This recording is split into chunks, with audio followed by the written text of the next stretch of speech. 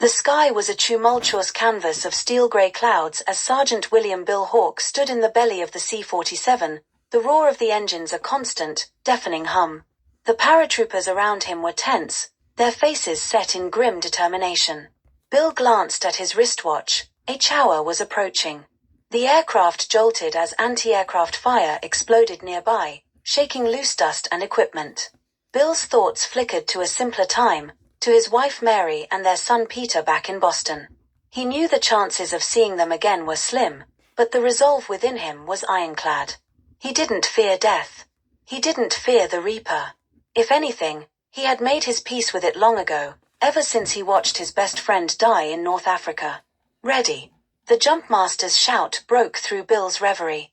The light above the door turned green, and with a deep breath, Bill threw himself out into the chaotic night sky over Normandy. The air screamed past him as he plummeted through the darkness. The Normandy landscape slowly materialized below, a patchwork of fields and hedgerows. Bill yanked the ripcord, and with a violent jolt, his parachute deployed. He swayed gently, descending into the unknown. Landing in a field, Bill quickly cut himself free from the parachute. The sounds of battle were all around him. Gunfire, explosions, the cries of men. Gathering his bearings, he moved towards the rendezvous point, mindful of the German patrols that roamed the countryside. Bill found his squad huddled in a ditch. Their faces lit up when they saw him. They needed his leadership now more than ever. He nodded, and they moved out, their objective clear: secure the causeways leading inland to ensure the success of the beach landings. They encountered their first resistance near a small farmhouse. German soldiers had fortified the position, and a fierce firefight ensued. Bullets whizzed past, and the night was torn with the flash of muzzle fire. Bill's training took over, his movements precise and deadly. He flanked the enemy position, taking out a machine gun nest with a well-thrown grenade. The farmhouse was theirs. They regrouped, checking for casualties. Bill's squad was lucky, only a few minor injuries. They pressed on, driven by the urgency of their mission. As dawn broke, they reached the causeway, fighting off another German patrol. Exhausted but resolute, they held their ground, ensuring the flow of Allied troops and supplies. The days that followed were a blur of relentless combat. Bill and his squad pushed inland, engaging the enemy in fierce skirmishes. The Reaper's shadow was ever present, but Bill faced it with unyielding resolve. He had a war to win, a family to return to. One night, as they camped in the ruins of a bombed-out village, Bill found a moment to rest. The stars were out, a stark contrast to the violence of the day. He thought of Mary, her smile, the way she laughed at his jokes, the warmth of her embrace. He had to survive this war. He had to make it back to her. "Sergeant," a voice called softly. It was Private Johnson, the youngest in the squad. "You all right?" Bill nodded. "Just thinking, Johnson. Just thinking. About home?" "Yeah. About home." Johnson sat down beside him. "Do you think we'll make it, sir?"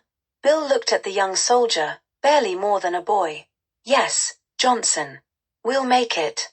One way or another, we'll make it." The next morning, they received orders to advance towards St. Lo, a strategic town that was key to breaking out of Normandy. The march was grueling, the heat oppressive. They trudged through fields and forests, always alert for the enemy. At St. Lo, the fighting intensified. The Germans had fortified the town, turning it into a death trap. Buildings were rigged with explosives, snipers lurked in every window. The battle raged for days, the town slowly crumbling under the weight of the onslaught. Bill's squad took heavy casualties. Each loss was a blow, but they pressed on, driven by a fierce determination. Bill led from the front, his bravery inspiring those around him. He seemed to have a charmed life, bullets missing him by inches, explosions throwing him clear but leaving him unscathed. It was as if the Reaper himself was watching, waiting. Finally, after a week of brutal fighting, St. Lo fell. The town was a smoldering ruin, but it was in Allied hands. Bill's squad was down to half its original strength, but their spirits were high.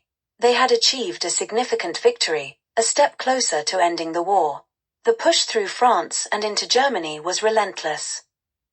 Bill and his men fought through the hedgerows of Normandy, the dense forests of the Ardennes, and the bitter cold of the Battle of the Bulge. The Reaper's presence was a constant companion, but Bill remained undaunted. In the spring of 1945, they crossed the Rhine and entered the heart of Germany. The end was in sight, but the fighting was fiercer than ever. The Germans were desperate, fighting with the ferocity of cornered animals. Bill's squad was tasked with taking a small village on the outskirts of Berlin, a key position in the final assault on the German capital. The village was heavily defended. As they approached, they were met with a hail of gunfire. Bill led his men in a flanking maneuver, using the terrain to their advantage. They fought house to house, clearing each building with ruthless efficiency. In one of the houses, Bill encountered a German officer. The man was older, with a grim, determined look. They fought hand to hand, the struggle intense.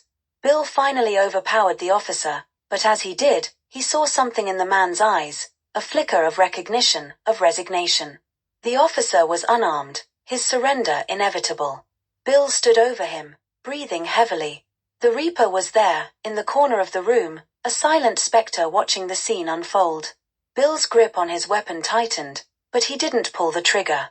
"Go," he said finally. "Get out of here." The officer nodded, a look of gratitude in his eyes.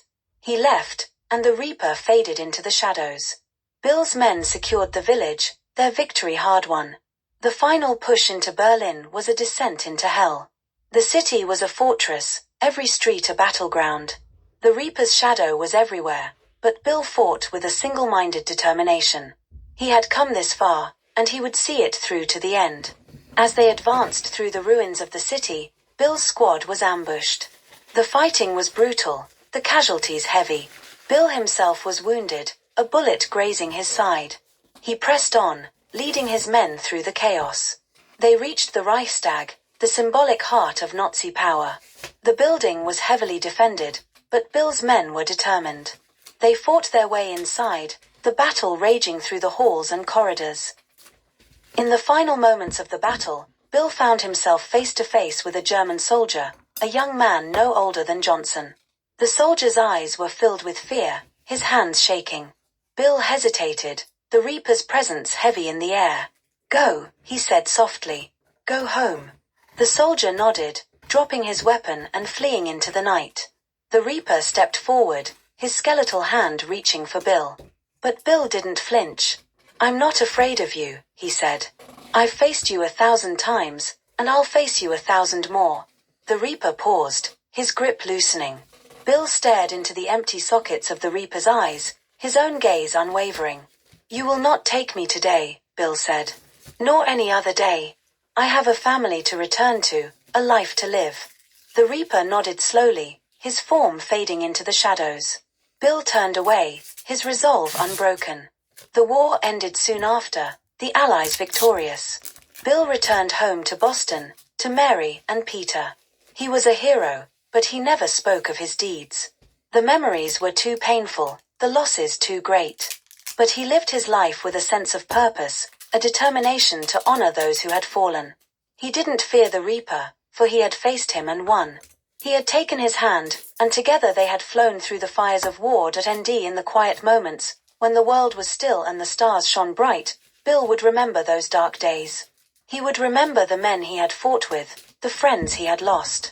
And he would know that, in the end, they had become like the Reaper, eternal, unbroken, unafraid.